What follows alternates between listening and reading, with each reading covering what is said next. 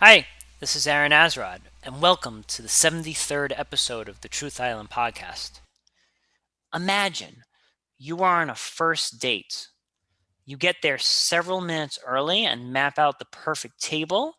You know the food and service are time tested and will surely not disappoint. Your date arrives and she seems friendly enough. You exchange a few pleasantries, order something to eat, and then start getting to know one another. However, something isn't quite right. You notice that your date can't hold down a topic for more than a hot second. The conversation jumps around from topic to topic, like a kangaroo jumping around a savanna. Your date is constantly asking you random questions, noticing everything in the restaurant. No matter how much you try, nothing really seems to stick. You part ways and decide to go over to your friend's house, hoping for more substantive conversation. And yet, you find yourself in the same exact predicament. People are somehow talking about stuff without actually talking about anything at all. Sure, mouths are open and words are coming out, but ideas and thoughts are clearly not being exchanged as the rapidity of topics doesn't seem to amount to all that much. What's worse is that people are now whipping out their phones and are flashing photos and videos at one another with no real purpose or direction as to what they're doing. My God, you say to yourself, I don't think these people could pay attention if their life depended on it. The next day, you go home and decide to take the day off to do some quiet reading. Only you now find that you yourself can't stop checking your phone. Oh no, I have become one of them, you lament to yourself. I've lost my attention span.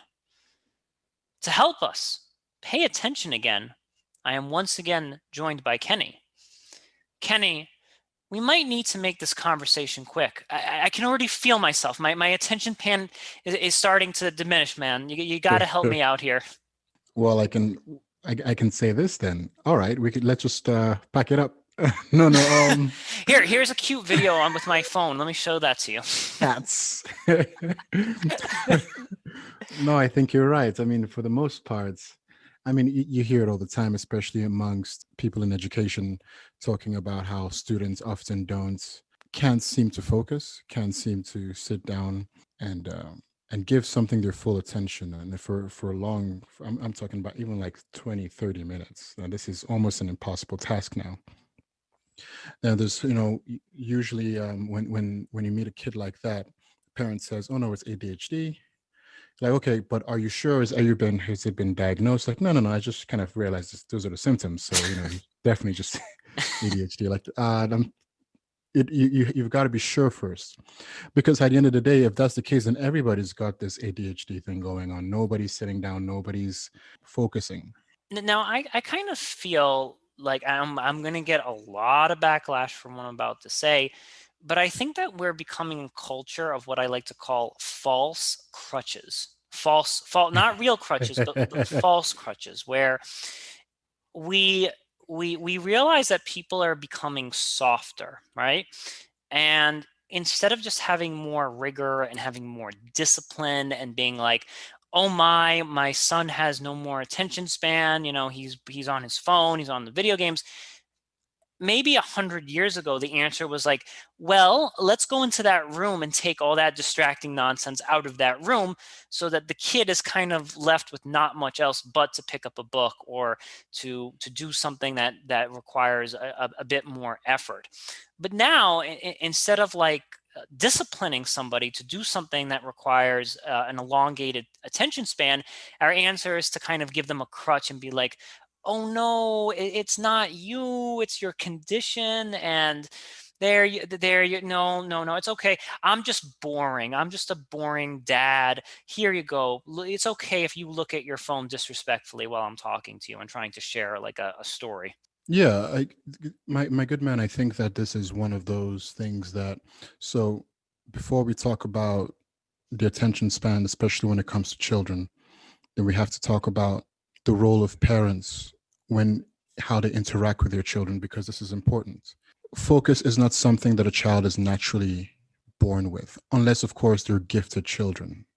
that's what makes gifted children so special, is that they focus. It's an incredible amount of focus.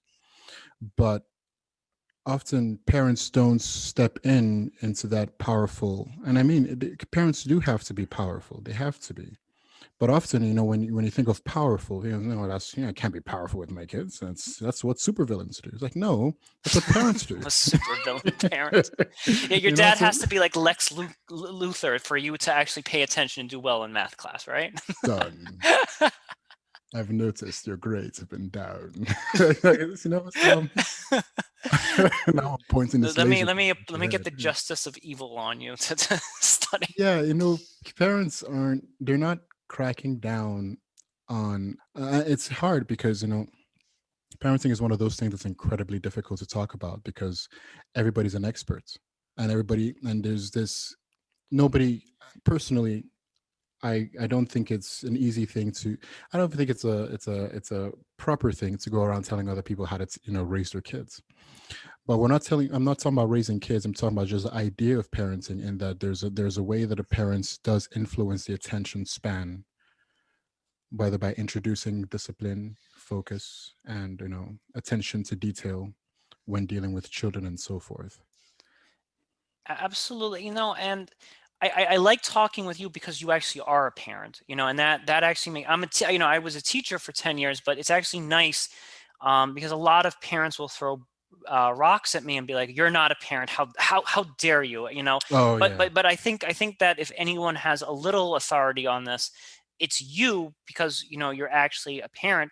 And what I've noticed, Kenny, I like that you use the word gifted child. I really love that you use that word, because what I've actually noticed is a lot of these quote unquote gifted children have really rigid and stern parents. And I've Yeah. noticed this, and I'm like, well, geez, wait a minute. Is the kid biologically a genius, or is the parent really strict? I'll give you a perfect example of this. In my elementary school, we had something called talented and gifted. And this was, again, the G word, gifted, was there, right? Yeah. What I noticed is that those kids that were in talented gifted had parents that typically migrated from foreign countries, definitely parents that came from like East Asian cultures and so forth, where there Yeah. was rock solid discipline. And they would say, there's that, like, this one girl I met was like, there's no television in my house. Like, my mom doesn't believe in TV. We don't have TV, or we have family reading time, or, I would be taught, I was a knuckle, I always tell people, when I was a kid, I was a knucklehead back then and played way too much video games. But these other kids, they didn't even have the option to get distracted with video games, because, Kenny, if I'm not mistaken, you have to be like 17 or 18 to open up a credit card, right? Like, you can't just buy, like, if you're 6 years old, you can't just buy video games. And we make it seem as if, like, well, oh, my kid plays too many computer games. I'm like, well, wait, hold the phone here.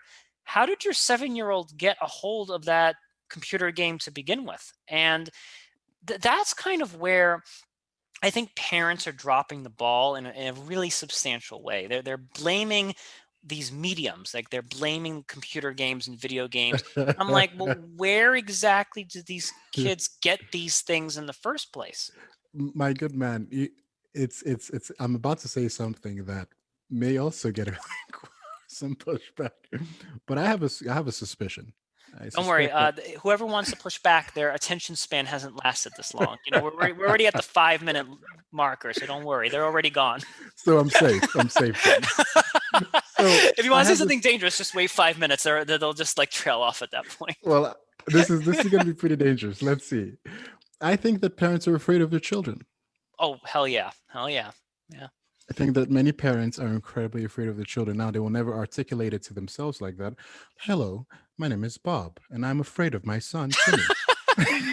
No, but it's this unspoken, un, unaddressed, unanalyzed fear of their child.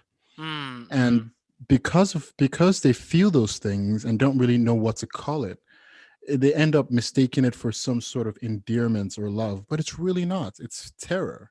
Because if I don't give this kid this thing, he or she is going to scream. They're going to make my life or my world for the next 5 to 10, maybe 15 minutes, an incredible amount of hell. and I don't want to go through that. So so the kid ends up calling the shots on so many levels, you know? And when a kid does that, no kid is going to say to themselves, well, I know that I've looked upon my kingdom and I see that all the only thing lacking is self-control. Now I shall sit down and teach myself self-control. No, that's not going to happen. They're going to just get more candy, more games, more, more YouTube, more Twitter, whatever it is they want to engage with. Absolutely. And there's so many, one thing I'll give a lot of credit here to my grandmother and my mother.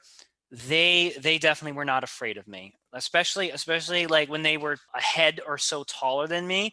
They were not scared. And I believe me, Kenny, I used to nag, I used to whine, I used to be, I want to go to Toys R Us now, and boom, like done. Like I'm not scared of you. Like Yeah. you're a foot taller, you're a foot shorter than I am. Like you have no credit card, you have no livelihood. If I just got in my car right now and drove away and left you in this shopping mall, you'd be pissing in your pants. And like that's again, like that wasn't the best feeling in the world when I was a kid. But now I can kind of look back and say, thank God they were that way. Yeah. Thank God that they stood up to me and put me in my place and made me, wait for my birth. Like if I ever wanted to expect anything good to come my way, it had to be like my birthday or Hanukkah or one of these like really important holidays for me to get any kind of present or gift. Like Yeah. we weren't just shelling out money will-nilly for nonsense, like because it was a special Tuesday or something. Like Yeah. we had to earn this and we had to work for it. And I want to go back to why it is, and this is what we really need to focus on, is why it is that parents are afraid of their children. Like, what the hell has changed in our culture? Because I'll tell you what, the World War II parents, they were not afraid of their kids, not even slightly. They would like just maybe they went too far. Maybe they beat their kids with a cold slap in the face or with a belt or something. And maybe that's like the other extreme Yeah. end of parenting. But they certainly weren't afraid of their kids. What do you think has changed? Why do you think parents are now in the submissive role and they're afraid? Well, my good man, if you look at a lot of popular media or popular psychology today, it has a lot of it is child oriented, and that the child is the center and the focus. And so it's no longer about children obey your parents. No, it's parents creating environments where your child may desire to obey you if he or she chooses to do so. Mm-hmm. Maybe. It's like, holy moly, that that you've changed the battlefield, you've changed the foundation, and kids have an incredible amounts of power in their in the homes of their parents. And so what happens is there's everybody's so afraid. So America has this very artificial, and I use the word artificial because I think it is in fact artificial sense of familyness and love. Now I mean it's wonderful that people come together for Thanksgiving. It's wonderful that people come together for Christmas. Many of those times when people come together, they don't really like each other. Sure. They What happens is they didn't really want to see each other all throughout the year, so they feel, mom ends up making you feel bad, and you drag your sorry ass down to the airports, and they fly you back home, and you I sit love down I there. love everyone. Just I love my family. Just throwing that out there, man. You eat turkey, and you're like, oh my goodness, yeah. And then then mom tries to create picturesque moments. She makes sure that the turkey is fine, makes sure everybody having a good time and so forth, and it's all smiles and giggles and all that. But it's a very artificial, often, not all the time, because of course there's there exceptions. But the general mode of American family interactions is trying to get those key moments, trying to get those good times. Oh boy, don't you see us having fun here at Disneyland? All of us together again. We're once again a family. But it's not real. Yep. So And gets uploaded to kids, Facebook immediately, as if I'm, as if it's like real as the air that we breathe, right? I'm telling you, and people and the people eat it up. And this is what the movies do repeatedly. And so what happens is that the kids, there's this artificial emotion, emotive, or should I say this artificial emotion that parents often feel for their kids that isn't actually real. but they want it to be real. So, and it kind of goes something like this: I have a son now. I could just cry because I have a son now. It's like, dude, what are you talking about? Is you Are you crying because your son was birthed to you, or are you crying because you feel this is the need, or should I say, you Mm. feel that this is the right response? This ought to be your response at the birthing of your child. You know what I Yes. mean? Yeah, it's like society wants you, like society basically tells us to How to feel. feel? Yeah, like society has a Yes. prescription for emotions. Like this is the societal. And if you don't cry at the right moment, you're actually considered to be a sociopath, or there's something Yes. terribly wrong with you. I'll give you a perfect example. When my own grandmother died, I actually didn't cry, but I loved my grandma more than like almost anyone, like I Yeah. loved her to death. But for whatever reason, crying was just something that I just wasn't feeling at that moment. I can't really explain why that was exactly, Kenny. But I'm Yeah. like, according to society, I'm a sociopath because I didn't cry like a trained seal at the right moment. And if anything, I think crying You like a said like a trained seal. yeah, like I no, I think that if anything, it's actually the trained seal that's a sociopath, because the trained seal just cries when society snaps its fingers. The true Yeah. the true person that's in tune with their feelings cries when they feel that it's right for them, not when society prescribes that it's right for them.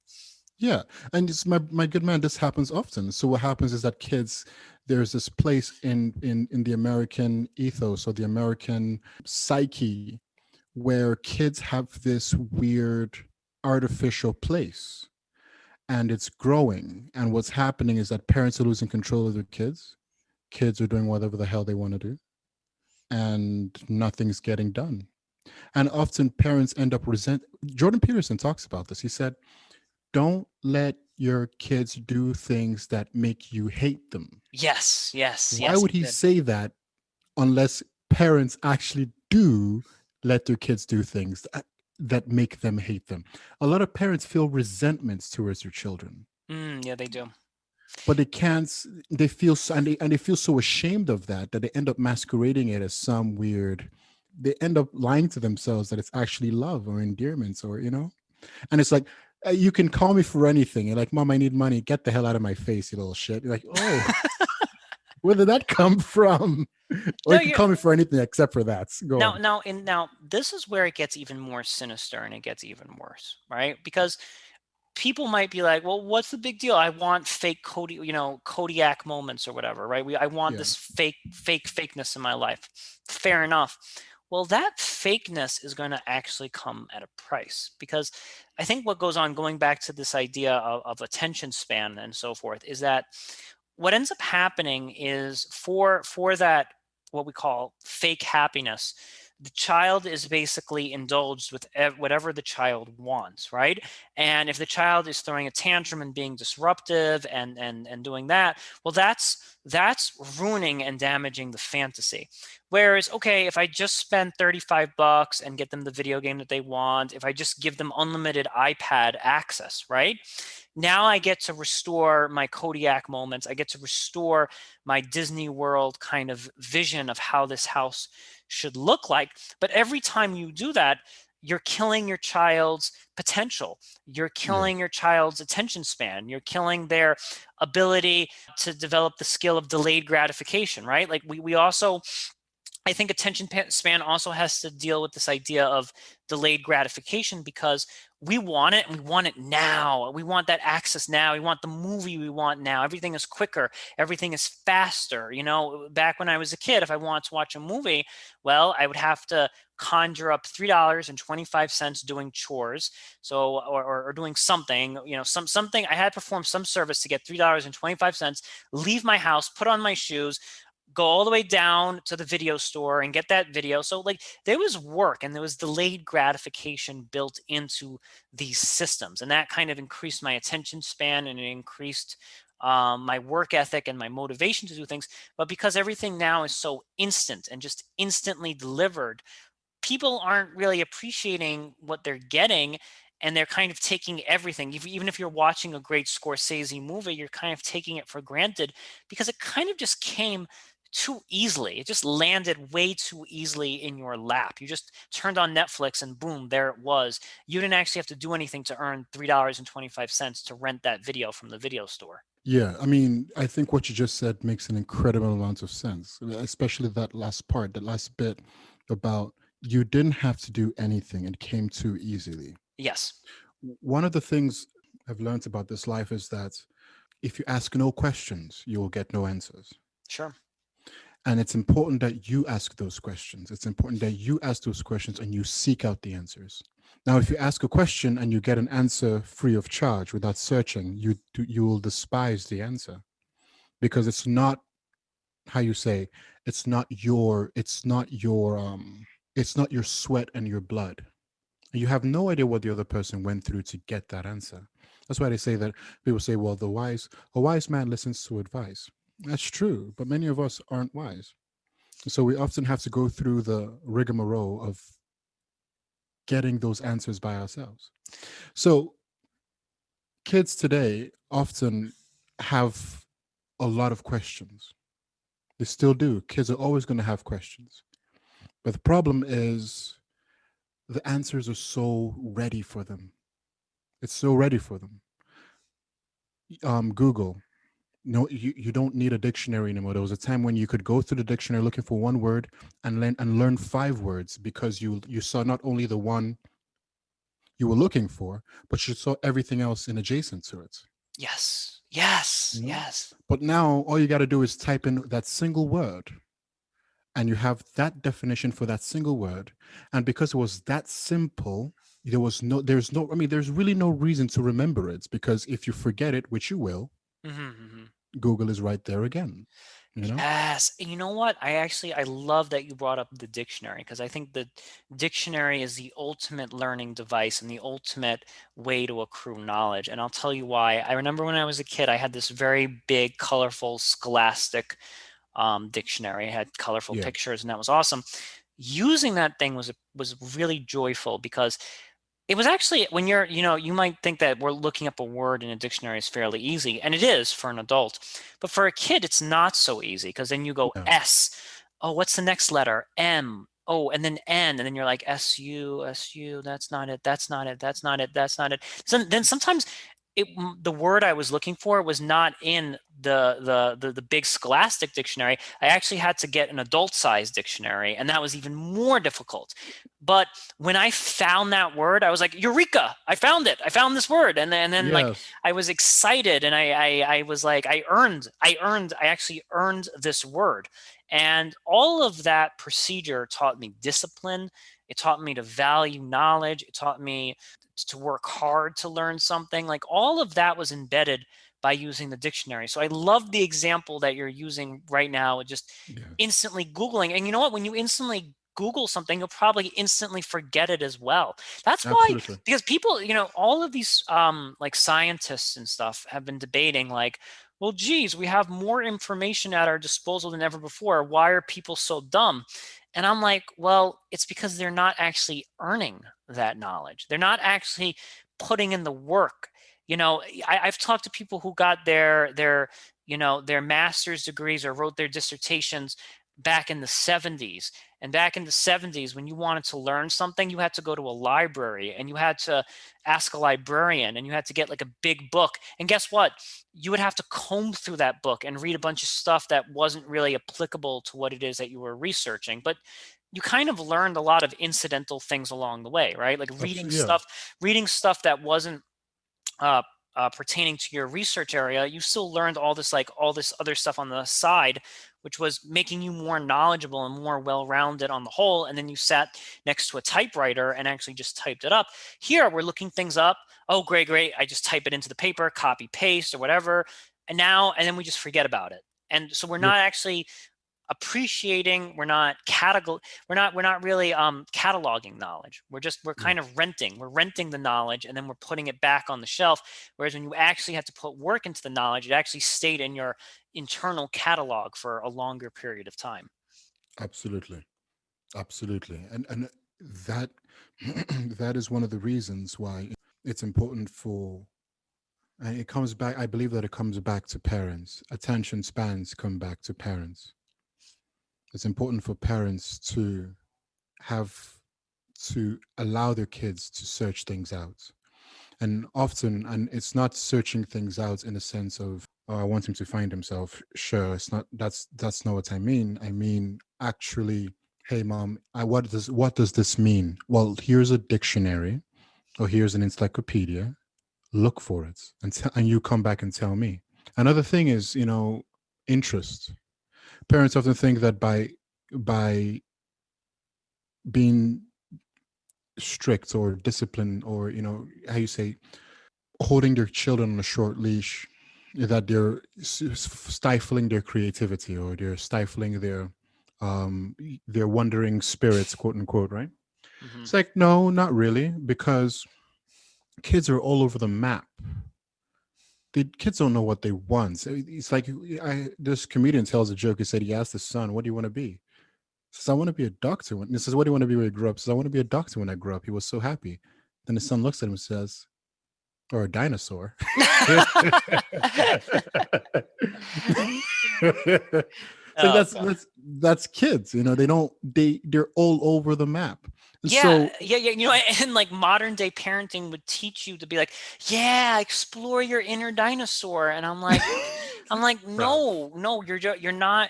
Like a good parent would just have like 1,000 follow-up questions and be like, I like this idea of being a doctor, but dinosaur, hey Billy, are there any more dinosaurs left? No, there's no dinosaurs. They're in the museum. And then all of those follow-up questions and actually getting the kid to think it through actually makes them more logical and makes them a lot more intelligent. When you entertain their stupid fantasies about being a dinosaur, you're not teaching them to be more creative.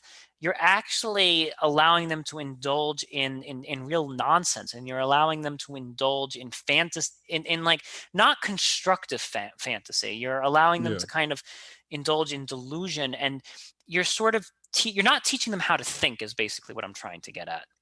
yeah. I mean, there's a big difference with a kid. See, creativity, creativity and insanity are not the same thing. Yes. An insane man will say a bunch of random things, and and if he was dressed up as an artist, the public might say, "Wow, he's so deep." You know, I'm telling you, in our world today, it's very strange. I know. But sanity, it takes an incredibly sane mind to be really creative. Yes. It's the difference between a kid saying, I've in my head, I've created a world called Averia, and there's such a princess or such a prince and such a creature and whatever. It's like, yeah, and he's telling the story of what he's made in his mind. He knows that this is make believe, but he takes it seriously, Mm-hmm. in in to its own credit. But the insane child says, "I am the prince of Averia," or "I am this thing," and believes it. Yes. And it's Yes. like, "Oh no, no," they're like, and it's like, "Okay, no, no," but that's just him expressing, "Listen, man, I don't care. That is not that. It may end up being okay, but that is not how you say, that's not how you foster creativity. Because at the end of the day, the kid, what happens is the kid ends up becoming this person who consciously or unconsciously doesn't want to, or just can't tell the difference between what the real world actually works like and what their inner fantasies are. You know what I mean? And I think it's important to just remind our listeners that you are speaking as an artist and as a parent. So you yourself are an incredibly artistic and creative person. And even you as the artist is like, no, no, no. To be a true artist is not to indulge delusions and to in Oh day no. like it's Oh it's not no. it's not to do that at all. And it's like if your kid has a fantasy, you'd be like, hey, you know what? that would actually make for a great novel, or hey, that would make for a great short story, or hey, why don't you draw me a picture of a varia or something. That's okay, because now you're not affirming the child's delusion, but instead you're taking the delusion and giving them a proper channel to express their fantasy appropriately, because it's totally cool to talk about fantasy worlds Yes, in the realm of fiction, or in the realm of absolutely. drawing a painting and so forth. And that's the kind of distinction that parents aren't making. They're like, if I dare say that a varia does not exist, I am a tyrant. I am an I'm oppressor. It's 1984. I'm an oppressor of this child's mind. And I'm like, exactly. no, no, you're not stifling it. You're just giving them a channel to express their creativity. Yeah, and it's very helpful because I mean, if we were, you know, and people say, okay, you know, it's the difference between the kid who, so there are two kids that get bullied. Okay, there are two kids that get bullied. The first kid is the kid who is imaginative, who is actually creative, and often very much smarter than the other children. And because they're jealous and because they don't understand him, they bully him. There's another kid who is on the other category, very creative, but almost insane, believes he is Spider-Man, literally believes he's Spider-Man. Yeah, He yeah. gets bullied. You know what I used to hang out with a kid that thought he was literally a vampire. I mean? You I should meet my sister. I kind of played along with him, but I at least I'll give myself credit. Like, I secretly knew in the back, yeah, you know, like I'm not, You're not a like vampire. I was in third grade. I was like, I'm not a vampire, dude. And so I don't think that's I think it's far I think it's I'm far more sympathetic to the kid who is sane, who is how you say, well, who understands the difference between his reality and the actual world. Because I don't think it destroys I don't think it destroys the heart or the imaginative drive or juice of that child. I think it actually, because he knows it's fiction, and because he knows it's totally within his own power to create, that it actually forces him or encourages him to do so more often and more freely. Yes. I want to turn sales here on the conversation a little bit. And this was something that I brought up with in another podcast with my friend Daniel. And I'm noticing that really, really, really powerful parents, like really affluent parents, tend to be raising their kids radically different than children like that basically different than how the rest of us are told to raise their kids. And I'll give you a perfect example of this. I've read this Okay. in several articles, I've read this in several news stories. It's kind of faded away right now.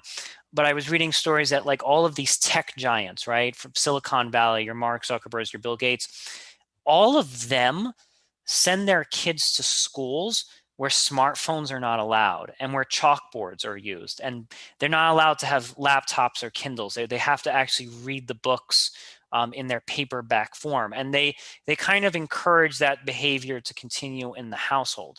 So what I'm noticing here, I'm not saying it's a conspiracy theory, but what I'm noticing is that the people who are actually making these attention grabbing devices are actually raising their kids in the complete opposite fashion. They're actually sending their kids to schools where they have to learn, like how you and I learned growing up, with dictionaries and books and the old fashioned way. And they're encouraging their kids to study really tough subjects like calculus and whatnot that require a lot of focus and a lot of attention span.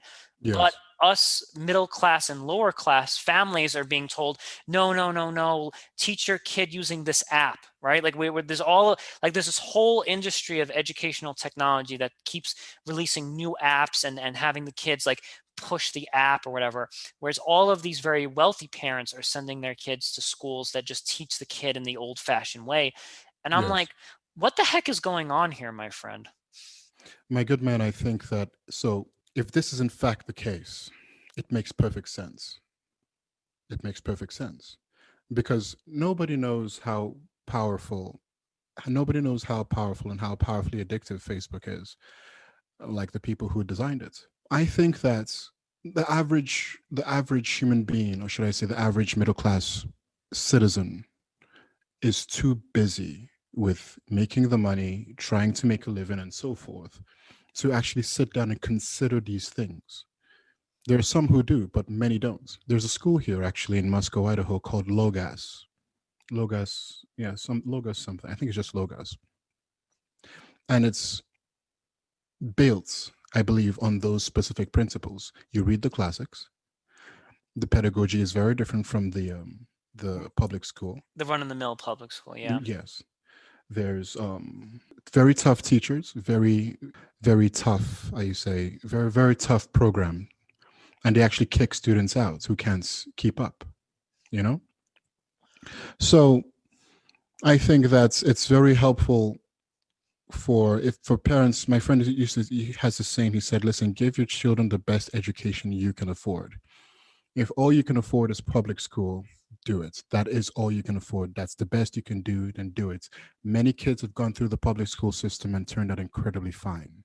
If you can do better, if you can put your kids in those schools that's encourage them to read the classics, that encourage them to, how you say, to focus on, on very difficult subjects and topics, and challenge your kids in such, avant-garde ways, then please, by all means, do.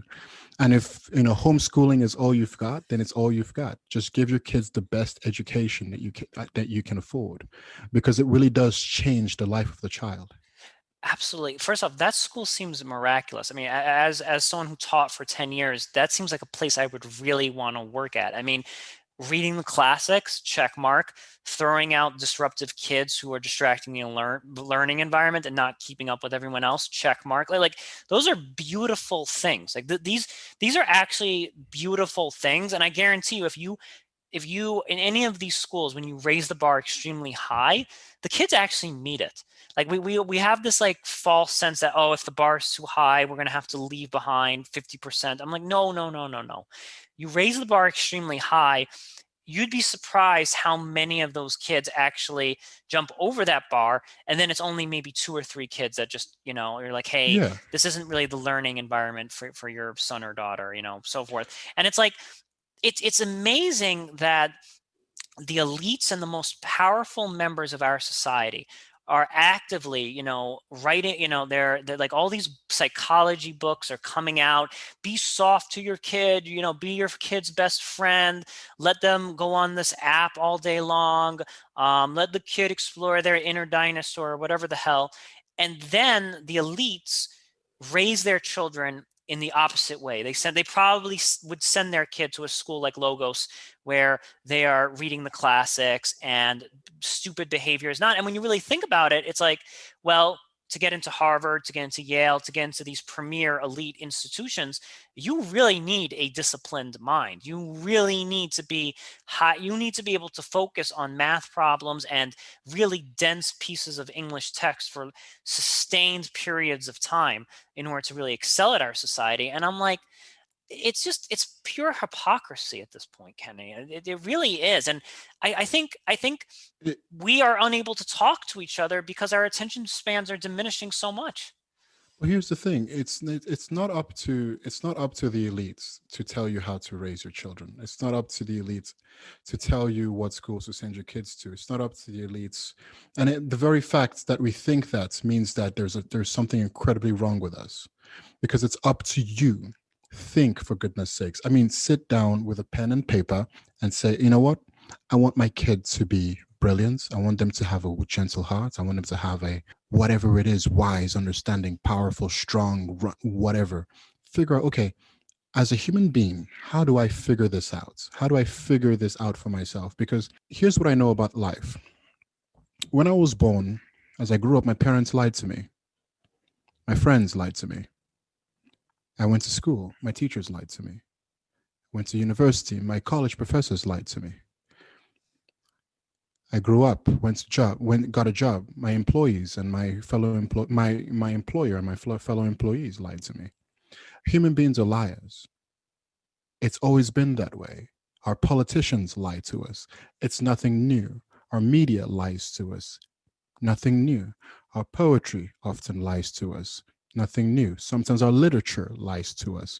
It's nothing new. When you put your faith, when you put your life and your children's life in the minds of others, in the hands of other people, and you expect not to be lied to, you're a fool. Man, I mean, That's very. This is very, very, very deep, Kenny. And I want to unpack what you just said because Yeah. there is like there's a huge part of me that is in perfect agreement with you. Perfect agreement with you. I absolutely see that. I'm wondering what it is that turns our fellow brethren into liars, and this is something that I've been struggling with myself, and maybe and I the only way I can really understand this is to look inward and say, well, Aaron, when have you been a liar? So I Yeah. have to look inward at my, because of course I have lied. I'm not perfect, and when I did lie, it's probably because I wanted to tell people what they wanted to hear. Yeah. So I think what it is that when we have these politicians and we have these authors and writers and these hip, cool psychologists that are telling their parents, let your kids eat candy bars all day and go on iPads, it may not be evilness. It may not be like direct evilness. It No. may not it may not be a conspiracy. It might just be that like the cool psychologist wants to be a cool psychologist. They want to be Yeah. liked. They want to be liked by parents. So the school psychologist gives in and says, "Yeah, it's okay. You're trying your best. Feed your kid candy bars and Mickey D's all the time, you know?" So that psychologist wants to be liked. And in order that psychologist thinks that in order to be liked, they must lie. They must tell the parent what it is that they want to hear or what the easiest option is available. Yes. I'll tell you a story about this one teacher I worked with. God bless her. I have so much respect for her. Every year in September, right? The Yeah. school year would start in September. She was the one hard ass teacher. Even I was a softie compared to her. I had And many of those. yeah, she was the one hard ass teacher, and everybody in September, she was the wicked witch of the land. Everyone hated her. The kids hated her. The principal hated her. The parents hated her. Everyone tried to get her, and she just like a wall took all of it. But Kenny, when June rolled around, she was the most beloved teacher in the entire school because the kids actually trusted her because she spoke the truth at all times. And her truth Yes. was often ugly and harsh and unrefined and just direct. But people were like, hey, I trust her because she speaks the truth. And what ended up happening is by the time June rolled around, she was the most trusted and respected person in the building. And all Yes. the other teachers that were soft and lied to the kids and said, "You're a special little something," those teachers completely lost all credibility. Their Yeah. entire credibility was tossed out the window by the time like December came around because the Yes. kids figured out these teachers are lying to me. They're a bunch of freaking liars. That one Yes. teacher who's being hard on me is actually speaking the truth. And it takes like a lot of stamina. It takes a lot of, you have to have a really high you have to have high self-esteem of yourself in order to stand all of these attacks. And then what's crazy about it is that the summer would come and then September would roll around and the whole process would begin all over again. So not she didn't just fight this battle once. She actually had to fight this exact battle every single Over year. It's and pretty over it's pretty again. much what's his name? The guy with the rock. Yeah. I'm saying syphilis. He's Syphilis. like she basically had to like shove Ephesus. that boulder up the rock each and every time, and then have it brought down, and that's what it takes. So I think these. Sisyphus. Thank you, thank you, thank you. Oh my God, so Yeah. some names, my friend, and I think that in order to be a truth teller, you have to have one, you have to be really sure of who you are, and two, you have to take a lot of blows and you have to take a lot of hits. Absolutely. I think you do. I mean, bruv, if you look at the people who tell us the truth the most in this world, we hate them. We hate them. A lot of the time, the youth love them. Young people love them a lot. But adults hate them because we feel incredibly threatened by truth. We have too much at stake. It's not just about telling people what they want to hear. I think that is a part of it too. But it's also the fear that you might lose your job. You might lose your standing in politics, lose your standing amongst your friends. You might get you might lose your funding. You might lose your a lot of it is money, you Yeah. know? You might lose that grant that you've been writing that you've been waiting for. Well, you say the wrong thing and it's gone. So what do? You say the right thing so that it stays. You Yes. know? That, you know what? It's so funny, man, because I started off this conversation offline with you, kind of bitching and complaining, like, oh, people, don't have the attention span to listen to the podcast and so forth. And what I'm noticing is that podcasts that do very well have a lot of comedians, a lot of jokes. Most of the conversations are very like light on the touch, light on the ear, a lot Yeah. of laughter, but there's a lot of phoniness and there's a lot of fakeness in these podcasts. And I'm starting to realize that when you dare speak the truth, like when you dare speak the truth, we might write it off as, oh, well, these people have limited attention spans, or Instagram or whatever is taking their attention. But I'm like, I like what you said, that it's actually the adults of our society that come to hate you, because you're upsetting the status quo. And like I said, for the limited people that are listening right now, I think this is one of the most dangerous podcasts in America, because we're very calm, we're very rational, but we talk about issues in a very long and sustained manner. Yes, sir. If you listen to other podcasts, they flip conversations every 5 minutes. They're like, "Oh yeah, haha, let's talk about this. Check out my new watch," and it's just right, and it's really light on the touch. It's a soft touch. But this podcast actually has the potential to be dangerous, because we actually stay on track for a really long time, and we dig in deep. Like, we're not digging 1,000 holes, we're digging one really, really, really incredibly deep hole. Yes, sir. Yeah, I think it's incredibly important. It's incredibly important. Truth is something, one of those things that when you find it, it's important to hold on to it. Yes. Um, I do believe that we're living in a world filled with not filled with lies in the sense of lies are flying around. I think we're living in a world with humans who have the capacity to lie and lie often. Yes. And so the best thing that we can do is think for ourselves. It doesn't mean we'll get everything right, but it does mean that we're in good hands. Because if you can trust your, or if you can, if you can't trust yourself, who can you trust? You know what I mean? Yes, exactly. So, Kenny, let's just think here for a little bit on the practical side. So, what is a man to do? And I'm really struggling with this myself. Is that people have very limited attention spans, and they have a very limited, especially they have a very limited attention span for the truth. Right, like that Yes. topic is very sensitive to them. Yeah. So we have a culture that prioritizes being distracted, and it prioritizes avoidance of the truth. And do you and I just die on some hilltop somewhere, or is there is it, like is there a Will way? there be cake?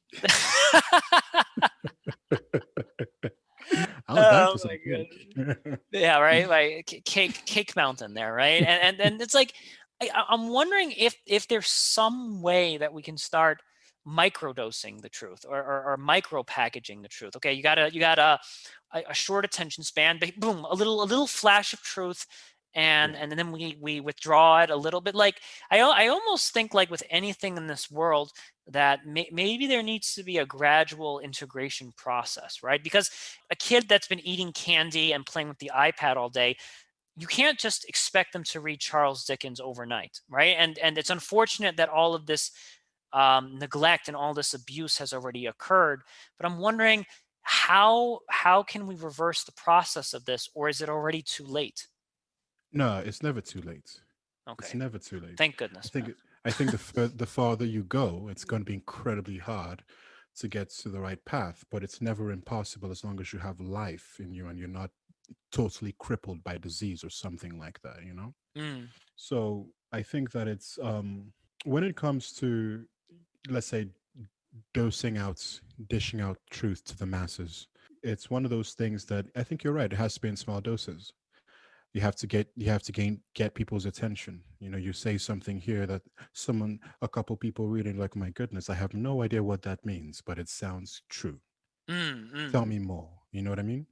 So it's kind of like, I think Twitter is the best place for this, because Twitter is all about speaking something, usually nonsense, but speaking something, saying something very succinctly. So I think that's with, when philosophers get a hold of Twitter, they have an avenue to do this.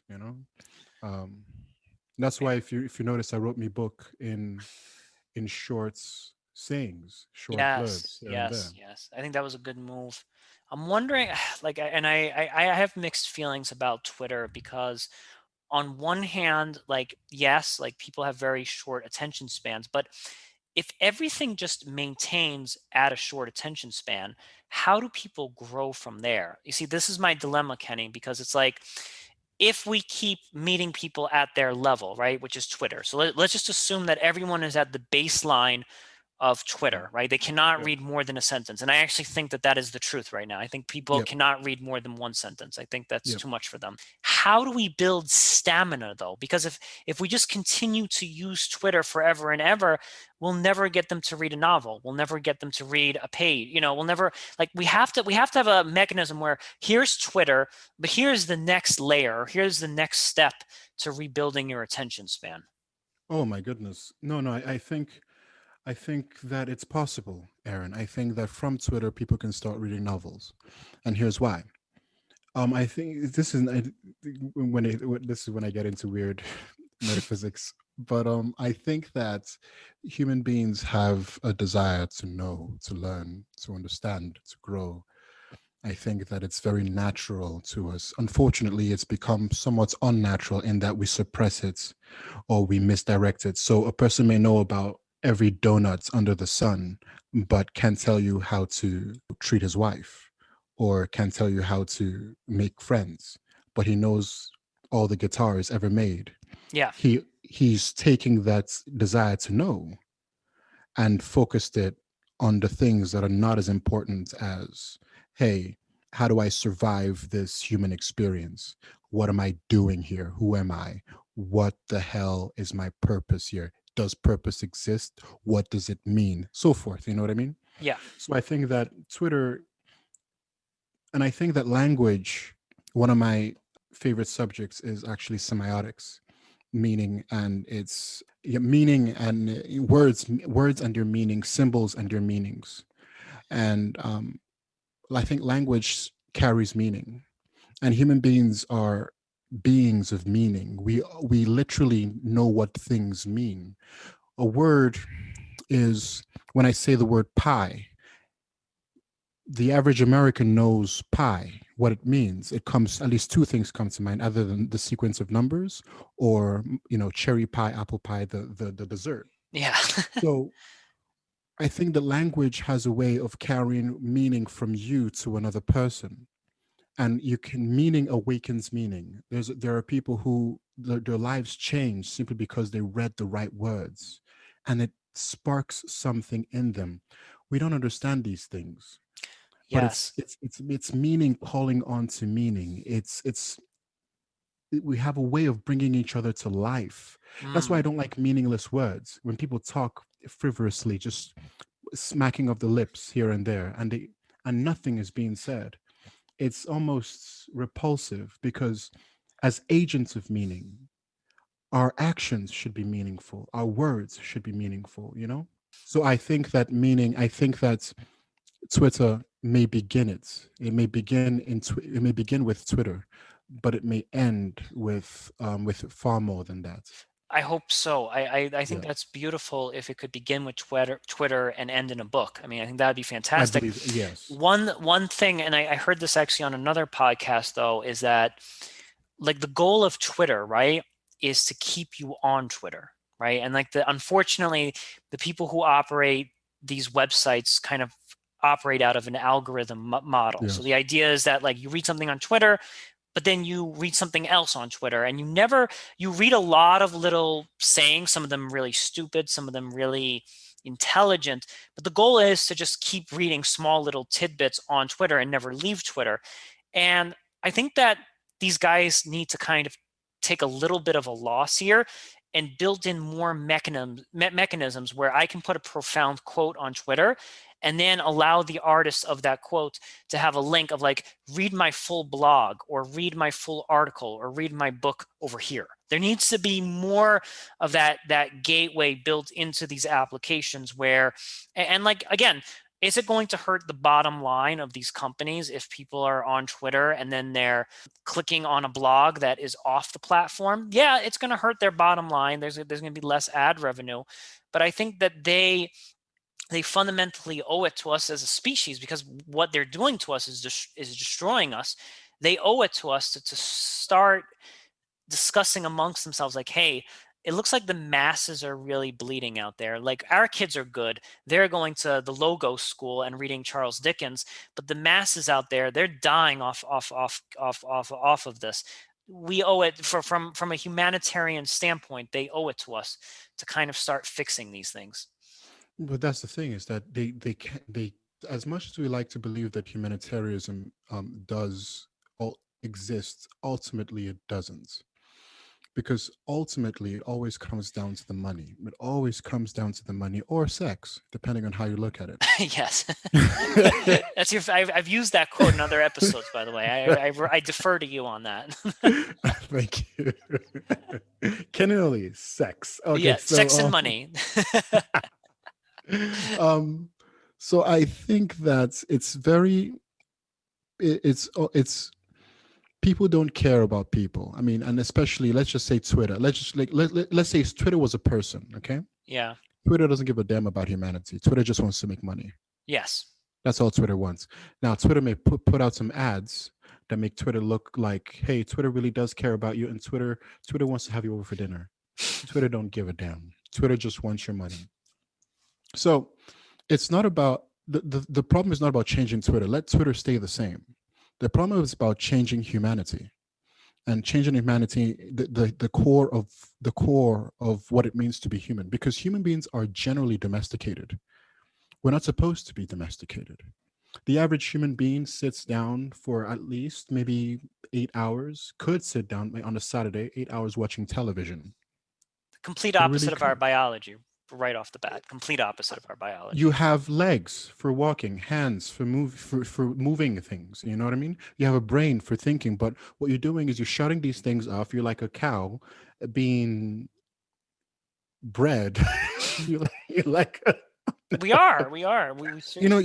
you're like basically like livestock, There and is, that's and how there, we there used to be an expression like, this person has a cow face, meaning that there's no thoughts beyond the face. Like, the face beyond the is there. face. The face is there. It's a cow face. Yes. Yeah, so if you here's the thing, is that if human beings are sterile and we are domesticated when we're not supposed to be, and that's why Twitter works.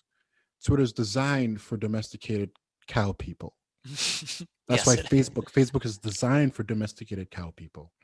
But if you can change that, if when if you I don't know if you ever met someone who says, yeah, I'm not on Facebook or I'm not on Twitter. I just Yeah, doesn't I used to scratch my head at those people, but now I love them.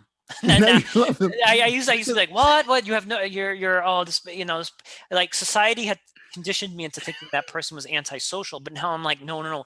God bless the fact that you're out here, my friend, and Yeah, thank you for using your flip phone. Like, I yeah. just, These these are people that have refused, yeah. and it's not working on them. It's not working on them because they are waking up. They are standing up. They are moving their minds, their bodies. They are no longer cow people. They are living, breathing human beings. Who can choose to stay on Twitter or choose not to stay on Twitter. I think that is actually the topic of our next podcast, is like, how can we develop techniques into not becoming cow-like people. I think because the fact that you and I exist right now, and Yeah, the fact that there's other people out there who don't have Facebook, who don't have Twitter, the fact that we exist, and even though we're in a very small minority, the fact our very existence proves that it is possible. So I yeah. think that is absolutely the next episode we must do. Kenny, Sounds great. thank you so much for being on the show today. Aaron, thank you so much for having me. Anytime.